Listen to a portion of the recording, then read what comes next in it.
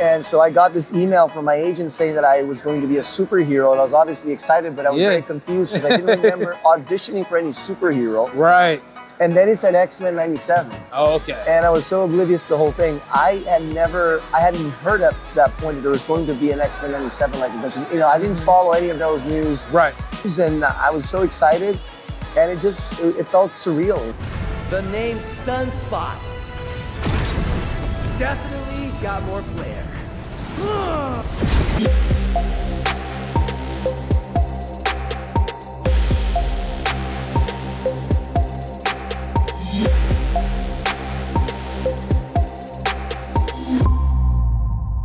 All right, guys, we're here at WonderCon 2025, and I am joined by Gui Agustini, the voice of Sunspot. Sunspot, yeah. Oh man, we're here. Great. Yes, man. I've been nerding out all over this entire stretch. It's been so fun, connected with so many of you guys from the X-Men 97. I was a fan of the original, and you guys did a great job with the I won't say the update, the continuation. The continuation. The continuation. Yes, well, thank you. All right, so how's the con treating you?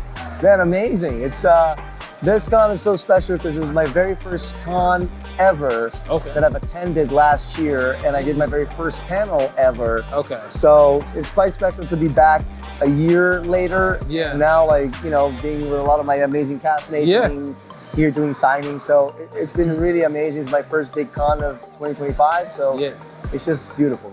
Man, I can imagine. When we look at what X-Men had going on before, you know, I feel like this really, really did a good job of igniting a fan base and kind of uplifting the day or the idea of the X-Men, the franchise as it is. And I think it's for the best. It's like one of those times where fans that were kind of skeptical when they said, hey, we're bringing this back. Most of the time that ends up kind of in the negative. Yes, I could sit there and I'm like, nah, they didn't do this right. They didn't do this right. They didn't do this right. It felt wrong here.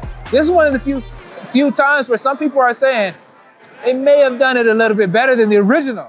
Now, I'm not gonna go that far because it feels blasphemous, but I mean, you guys did a great job. So getting the role of Sunspot, were you a fan of X-Men ahead of time? Yes, I grew up watching the original as well, and that was my introduction to X-Men. I didn't grow up with the comics, so that was my introduction. And after it, obviously, all the movies, and you know, Marvel in general, a lot of Spider-Man and stuff like that. I get it. Yeah. I always say, like, my introduction, like, because we didn't buy a lot of comics growing up, like, like my dad had a few comics, we'd read that, but we weren't going through the entire stories.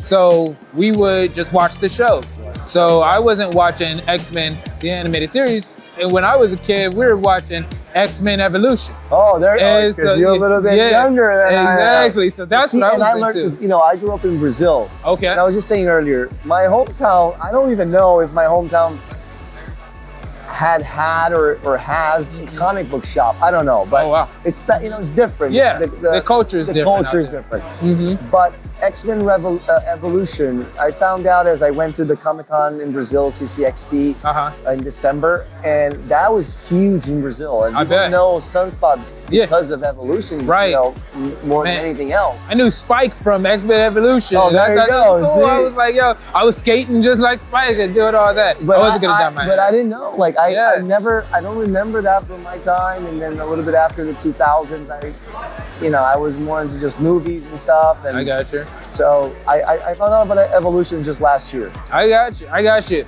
So when it came into getting the role of Sunspot, how did it feel? What was that moment for you like? Some sort of solar energy. Still figuring it out. Whenever I do this, it just reminds me that I'm different, that I'm lying to them. Be an X-Men, Jubilee? I don't even want to be myself.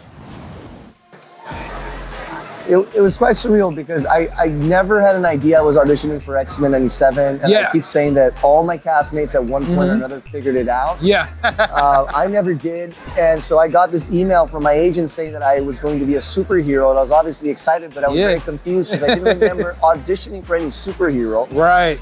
And then it said X-Men 97. Oh, okay. And I was so oblivious to the whole thing. I hadn't heard up to that point that there was going to be an X-Men 97 like convention. You know, I didn't follow any of those news before the pandemic, during the pandemic. So it was all news to me, and obviously it was amazing. I was like, anything X-Men, I'm like, I know what this is, but yeah, it took me a little time to kind of like catch up to the whole news, and I was so excited, and it felt surreal, you know, after I started auditioning and to feel like this is my character, you know, such an incredible feeling, and the support I had from the entire team and the production team, and it was such an amazing experience. My first big animation, you know, portrayal and experience. So yeah, after this, were you excited for the future with with all the rest? Huh? Yes, it opened up some doors. So I'm hoping that I can lend my voice and be of service to other stories and other characters, and then open up